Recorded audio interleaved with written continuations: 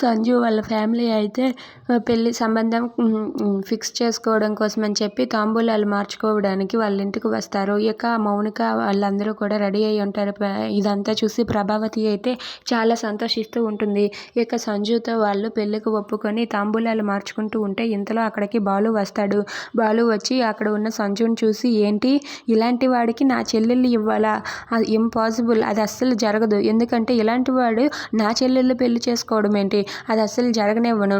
రే, ఇది నువ్వు ఈ ప్లాన్ ప్రకారమే చేసావని నాకు తెలుసురా అని చెప్పి అంటూ ఉంటాడు. అది వినగానే అక్కడ ఉన్న ప్రభావతి అయితే, ఏంట్రా నువ్వు తాంబూలాలు మార్చుకునే సమయంలో ఇలా చేస్తున్నావు అని చెప్పి ప్రభావతి అంటూ ఉంటుంది. లేదు, వీడు అస్సలు మంచివాడు కాదు, వీడు ఒక రౌడీ, నాకు తెలుసు, వీడిని నా చెల్లెలకి ఇచ్చి పెళ్లి చేయడానికి నేను ఒప్పుకోను అని చెప్పి అక్కడ ఉన్న తాంబూలాలన్నీ చెల్లాచెదరు చేసేసి విసిరేస్తూ ఉంటాడు.